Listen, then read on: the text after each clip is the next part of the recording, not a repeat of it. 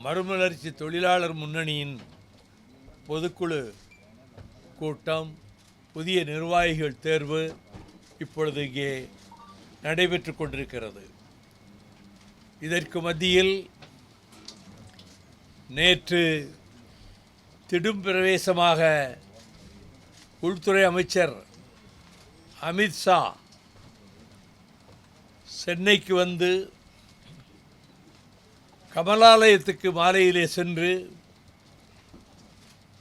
பாரதிய ஜனதா கட்சியும் அண்ணா திராவிட முன்னேற்றக் கழகமும் கூட்டு வைத்து கொண்டது என்றும், பாரதிய ஜனதா கட்சிக்கு தமிழ்நாட்டு தலைவராக நெல்லை சட்டமன்ற உறுப்பினர் நயினார் நாகேந்திரன் அவர்களையும் அறிவித்து கூட்டணி அமைந்துவிட்டது என்ற ஒரு செய்தியை வெளியிட்டிருக்கிறார்கள். ஆனால் மதிப்பிற்குரிய முன்னாள் முதல்வர் எடப்பாடி பழனிசாமி அவர்கள் எக்காரணத்தை கொண்டும் பாரதிய ஜனதாவோடு நாங்கள் உடன்பாடு வைத்துக் கொள்ள மாட்டோம் என்று அண்மையில்தான் கூறினார்.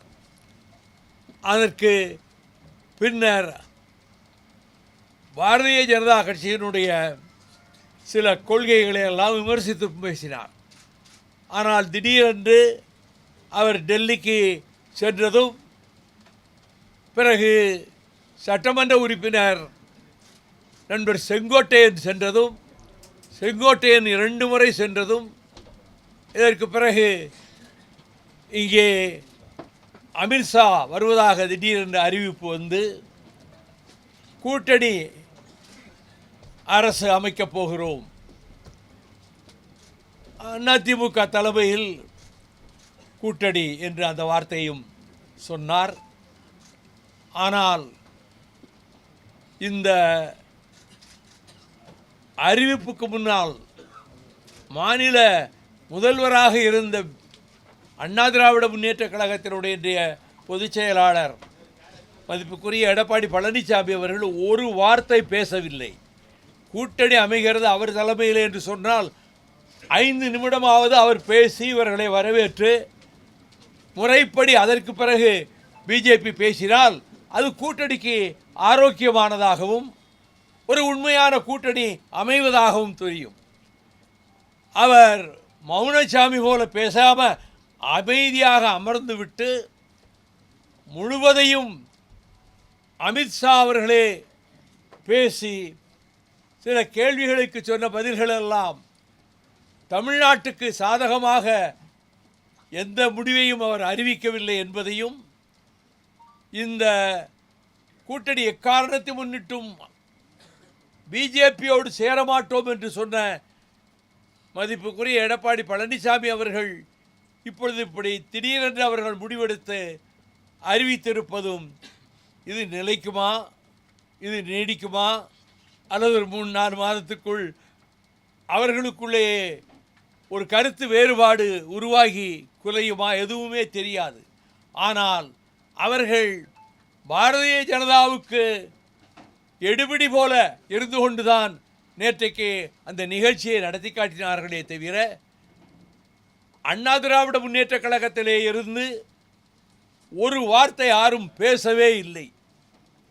ஆகவே இந்த கூட்டணியை பொறுத்தமட்டில் அவர்கள் கூட்டணி நீடித்தாலும் சரி, நீடிக்காவிட்டாலும் சரி, அல்லது யாராவது 1-2 கட்சிகளை இனியும் புதிதாக சேர்த்து கொண்டு அவர்கள் கூட்டணி நாங்கள் பெரிய பலமான கூட்டணி என்று சொன்னாலும், திராவிட முன்னேற்றக் கழகத்தின் தலைமையிலே இருக்கக்கூடிய நம்முடைய கூட்டணி மிகப்பெரிய வெற்றியை பெறும்.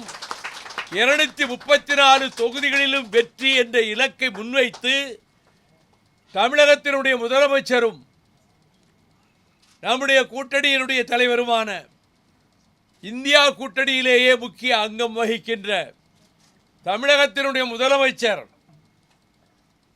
ஆருயிர் சகோதரர் மாண்புமிகு தளபதி மு.க. ஸ்டாலின் தலைமையில் வரப்போகிற சட்டமன்ற தேர்தலில் அனைத்து தொகுதிகளிலும் வெற்றி பெறுவதற்கு மறுமலர்ச்சி திராவிட முன்னேற்றக் கழகம் சொன்ன வாக்கை நிறைவேற்றுகிற வகையிலே டாக்டர் கலைஞரிடத்திலே சொன்னது போல கடைசி வரை நான் தம்பிக்கு பக்கபலமாக இருப்பேன், இயக்கத்துக்கு திராவிட முன்னேற்ற கழகத்துக்கு அரணாக இருப்பேன் என்று அவரிடம் நான் கூறியதும் அவரின் கைகளை பற்றி கொண்டதையும் நான் பல கூட்டங்களிலே பேசினேன்.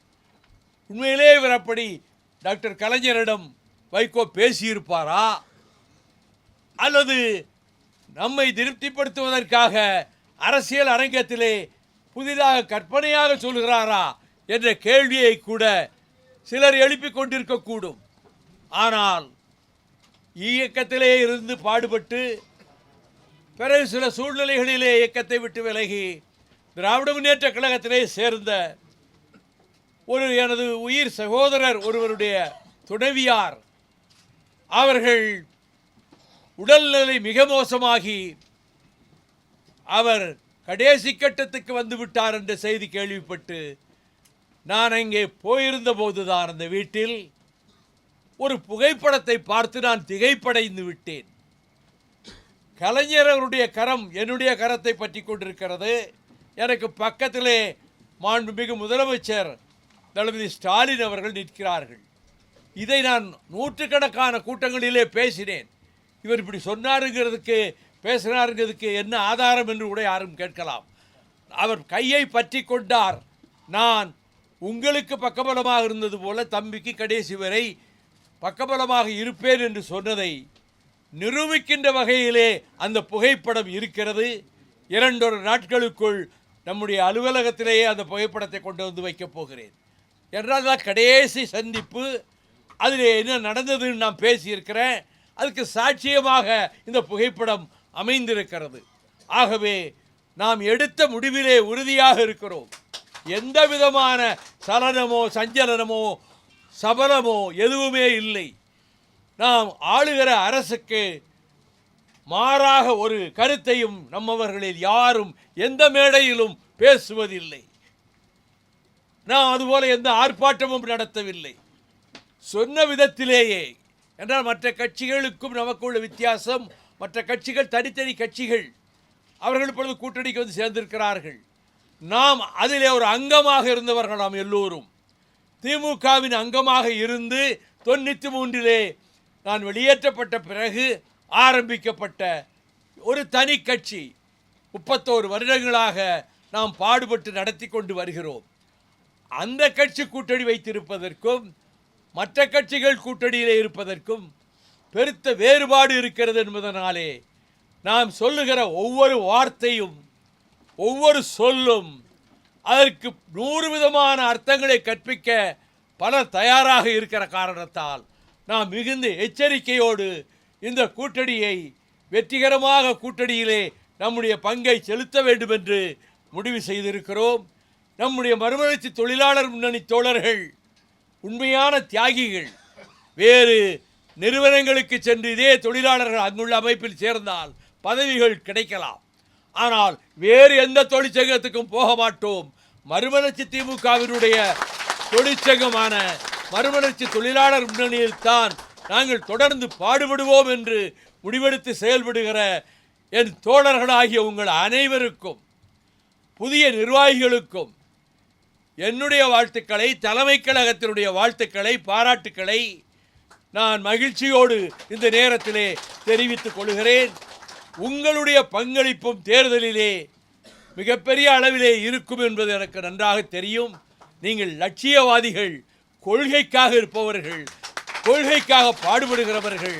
அந்த வகையில் நம்முடைய தொழிலாளர் தோழர்களை மற்றவர்களுக்கு எடுத்துக்காட்டாக இருக்கிற அளவுக்கு இந்த தேர்தல் வருகிற காலத்திலே உங்களுடைய பணி இருக்க வேண்டும் என்பதையும் நான் அன்போடும் உரிமையோடும் உங்களிடம் கேட்டுக்கொள்கிறேன்.